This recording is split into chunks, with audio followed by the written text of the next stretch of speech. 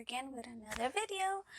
I have no idea what time is it. It is, let me see, 7 in the morning. So, let's get ready. So today I have a short story for you while I do my makeup, like always. So, this is about the time that I can swear to you, like I say, call me whatever you want, believe me if you want, don't believe me. I swear to you, I saw what looked to be like a fairy. Now, I didn't get to say it looked like a physical thing, but I saw a glittering ball of light that lit like a sparkling trail, like when you see Tinkerbell from afar type thing. Yeah, I saw that, and I'm here to tell you the story about it. Now, remember, like I say always, these are my experiences, these are nobody else's. I saw this, my eyes, my story. So, I'm gonna say, I think I was around middle school when this happened. I was getting into the paranormal stuff, and I was researching everything there could be and there couldn't be. So, yeah, I was doing a lot of reading, learning about different spiritual creatures that are in and out around our world. And I was into fairies at that time because it was like, oh, you can summon these entities, they can do your bidding, or they can fuck you up and be very, very mischievous. So, man, that eyebrow looks thick today. So, yeah, I was reading about them, and I was trying to see if I could learn to summon them. I know, don't do that.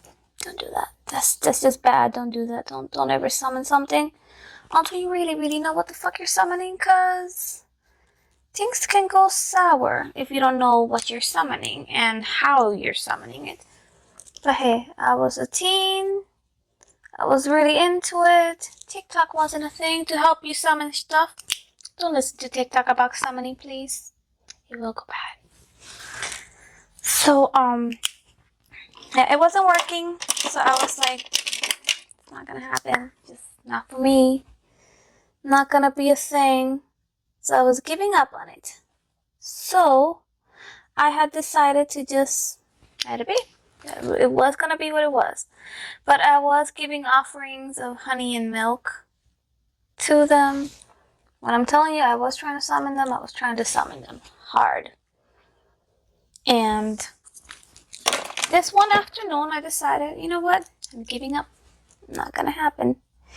And I went and I sat on the stairs in the backyard, and I was watching my dogs outside, do their business, run around. And it happened to be around 6-something p.m. and the sun was setting. It was looking beautiful and magical in the backyard. My mom has this very large piece of land on the back of the house where the horses roam. And I know it sounds glamorous. Everybody has a horse in Puerto Rico. They're not as expensive as they're over here, trust me. And, yeah, I see this egg-shaped mushroom that caught my attention. It was like a little white mushroom. Don't know what it was. I don't know much about mushrooms. So as I'm staring at this, from the grass comes out what looks to be a sparkle. And in my mind, I'm like, a piece of glass reflecting the sun that's setting in the back. Nothing bad about it. Nothing ominous going on here, Keeping it natural, keeping it in the realm of possibility. But this damn sparkle took flight. It took flight. And I'm here sitting like, what the fuck am I looking at? From the egg mushroom, the sparkle goes, flies away. And I'm here sitting, staring at it like, what? What am I looking at? What just happened? And I swear I was flabbergasted. And this thing flew and danced around me like it knew I was there. That was what was odd about it. So as I'm sitting here, I'm like, oh shit, nobody's gonna believe me. So I start calling my mom that she was inside doing the dishes. And I'm, Mom, Mom, like, get the fuck over here. Come and see what I'm seeing. And she's like, I can't, I'm busy, I'm doing dishes. But the dishes weren't gonna go anywhere, woman. You could have dropped it and run to me. Your child is screaming, Mom, come here. I could have been getting murdered. So, yeah, she didn't come. Great a mother. I love you, Mom. Don't kill me. If you're watching this, don't kill me. So yeah, I call her and she didn't come. So I have no witnesses to this, which I was trying to have a witness to this, because I knew nobody would believe me ever, me telling them this. So I keep staring at this thing for a good 5 minutes, and it's just hovering there above the mango tree. And then it goes whoosh, whoosh, and it goes around the tree. I saw like the, Jingle Bell and the Pixies, that they circle things and they leave the little ball of light with the trail of glitter. That's how it was happening. And I'm here witnessing it, flabbergasted with the dogs. So then, it went above my head and went and disappeared into the horizon. And guess who comes out that door? What happened? My mother. Just as this thing is leaving. And I'm here like, you won't believe this. I swear to you, I saw a pixie. Little fairy thing. Little creature. And she's like, you okay? And I'm like, I'm sitting down there explaining everything I just saw to this woman who clearly did not believe me. And it's sad because it's like, I'm your child. I'm telling you the truth. And you're here it's just crazy. Story of my life. So anyway, that day, it was awesome. But after that, shit got creepy. That night I went to bed, my usual routine, nothing special, but strange things started happening, which were something would walk over me, something small. So when I say don't summon shit. So yeah, whatever it was started happening after this pixie did her reveal. I don't know who she was, what she summoned, if it was the same creature being, or it was something else visiting me, I don't know. But for a straight 2 months after that, something would walk over me nightly. I wasn't sleeping well after that, because I was already like, oh shit, it's happening. It's gonna come again.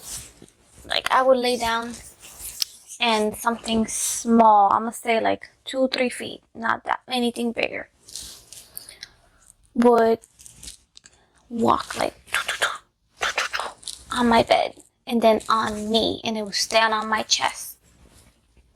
And I know a lot of people say, oh, the dead are walking on you. That's just the saying. It didn't feel malignant, but I still felt scared. Who wouldn't be, Something's walking on you when you're trying to go to sleep. And it was smart. I couldn't see it whenever I tried. And I would lay there pretending to be asleep. And it would come. It would climb on me. And then I'm like, but there was nothing there. And the feeling would stop. It would just disappear. And it wouldn't come again until sometimes later that night or the next day. And I don't know what it was. I don't know what it wanted from me. But I did start finding little gifts. And when I say little gifts, I used to have them all. I have moved so much nowadays that I really don't know where they are anymore. I have lost so much stuff in the moves that's just crazy. Well, I used to find like they look like fake little diamonds, but I used to find them on my desk sometimes in the morning, and I'm like, I don't own this. Where did this come from? It just appeared. And I thought it was cute at the time because I'm like, oh, maybe I'm friending them. They're giving me gifts. But still, who are you? What were you? What is your intention? What did they need from me? What did they take from me? I never got answered. And the main reason that I got into it is because there had been this newspaper article, I think it was Ireland, so don't quote me on this, but I think it was in Ireland that it was trying to build like a speedway, highway, something. And the workers were having trouble with it because they were building on sacred elven land. And in the morning, when the workers would come to try and destroy again to build the road, everything would be covered in machines, and the machines would be covered in sticks and plants, and it was broken. So the creatures didn't want them to build there because this is their land, of course. So it's understandable. And reading that article in the newspaper, that's what really got me into searching them, trying to learn about them and their beliefs, the culture, what makes them be like that. And then I read, and then I saw it on video after I read it, about this little girl who befriended an elf in her garden, and she had given her a tiny little key that was carved from a nail, and the little girl showed it, and I'm like, this is so cute. It's like a real fairy tale that can go really wrong. Then there was a reporter that was researching into the elves, and she disappeared in the mountains where she was, and people just assumed she was dead. And she appeared again, found by hikers, like 5 years later. She was found naked next to the rocks, and she were like, it's her, let's save her. So they did, and then they brought her to the hospital. She wasn't talking any normal words. She was talking a weird language, and people were like, shit, she got taken by the elves. She was probably made a slave, because apparently that's what they do. They take you, and then they enslave you, and they make you reproduce with them. That's just the naughty elven thing to do. And the reason they do that is because, like, you were searching in my land, so you were hunting for me. You have no problem with it. And, well, she was eventually starting to recover and saying, yeah, that did happen. And then people were like, but we've been saying that's probably what happened, so she might just be repeating. So nobody took her wording seriously after that. I wonder if she's okay, though. Did she recover? Because, I mean, I would have been like, I'm going to take you to where it happened. After, I recovered and regained my sanity again. I guess that would be the best way to put it, huh? I'm covered in shadow. So yeah. The fairy thingies, yeah, they followed me around even after I moved.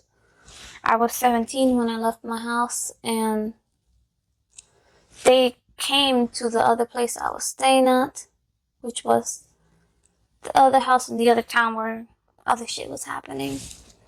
And I'll come with that story next week. Talk to you about that gargoyle creature thing, because... Do I look like a pumpkin yet? I'm going for pumpkin vibes here. It's the last week of Halloween, and I am saddened. Like, we can make Christmas last for 3 months. And it feels like Halloween only lasts 1 week. Because if you do it any sooner, people judge you. And if you continue it, people judge you. But no, you do it with Christmas. It's like, oh, they really like Christmas. They're still keeping the celebration strong. Why don't we do that with Halloween? I propose St. Valentine's be another Halloween, because I'll be all over that. Well, anyway, some neighbor I had when I was in the new house, so I was 17 when I moved. The new neighbor, she was like, oh yeah, fairies are real, and so are elves in Puerto Rico. And I'm like, excuse me? She's like, yeah, I was once in the woods of Rincon with my sister. We were just next to the beach, and we decided to, let's switch the scenery up. Let's go find some woods to hike in. And that's what they did. And she says that when she was in there, they were just trying to find a river, you know, change of scenery, and see what they could find. And she said she heard drums. Something was like festival drums in there. And she's like, there are no houses near this place. Nobody knew we were there. So nothing like that should be happening. And then she's like, my sister said she saw something but didn't tell me what she saw. So we decided to leave. And so they did.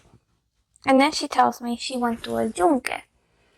You probably have heard about stories about aliens and stuff on a yunque, ghosts, the path not letting you leave when you wander off or did something to the forest. All those stories are part of it. So she said they were in one of the waterfalls in there. I don't remember the name of said waterfall. But she said it's the one where most commonly people find gold. And she said that in there, a blue beamed light started coming out of the water at night. And it eventually took form of a little blue-shaped person. So she believes it to be a sprite or fairy also. That was guy watching them while they were there. Which I think is pretty cool.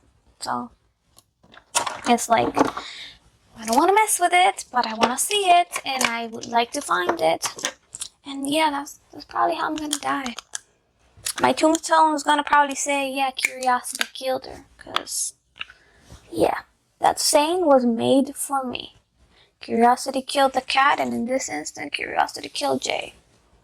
Because I would be so, like, I want to touch it. And that's how I'm gonna go. Touching it. Doing the wrong thing at the wrong time. I feel like I need gold. Like a gold highlighter instead of my blue one. But this is all I have. Donations appreciated.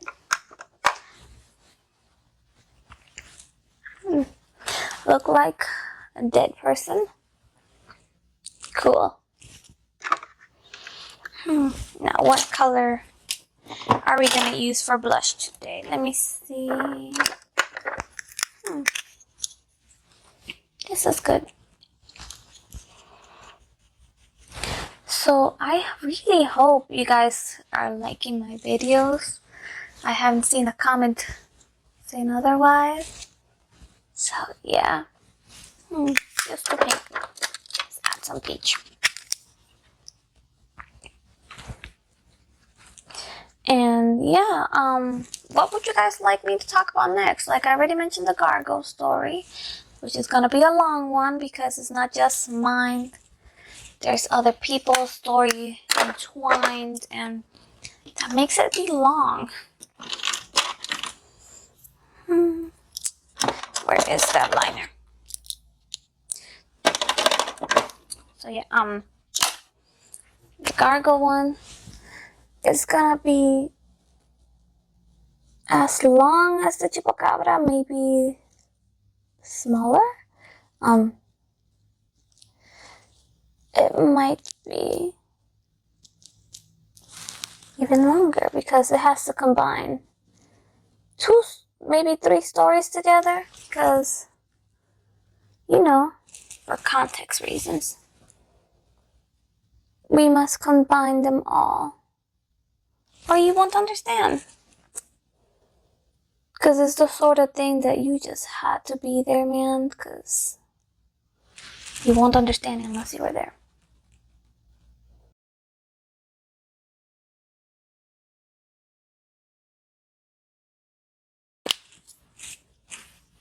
Now I'm looking like a pumpkin. Country pumpkin.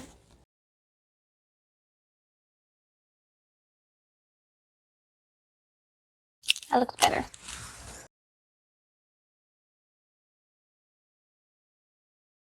So I'm gonna apply some of this on my cheeks.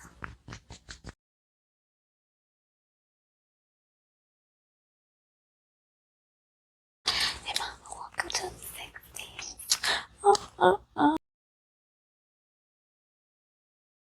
Now, if you guys want to know a secret, glitter will help your makeup stay like all day.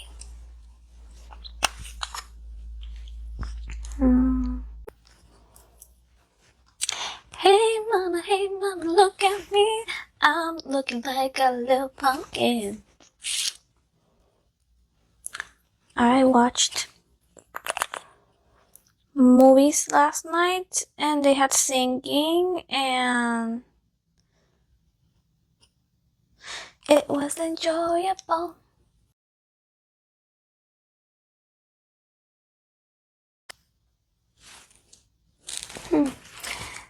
I swear these lashes are always so small.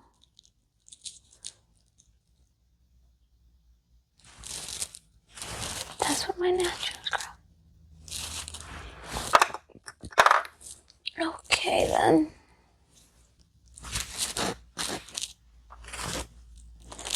How do I look?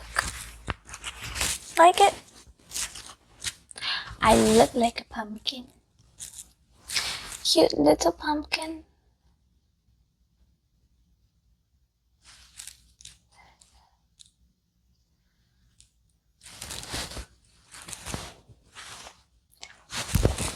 So anyway, this is the finished look. I hope you guys enjoyed my video. And yeah, if you like it, please ring the bell for notifications. Thumbs up if you can. I would really appreciate it. Leave a comment. Love you all. Bye.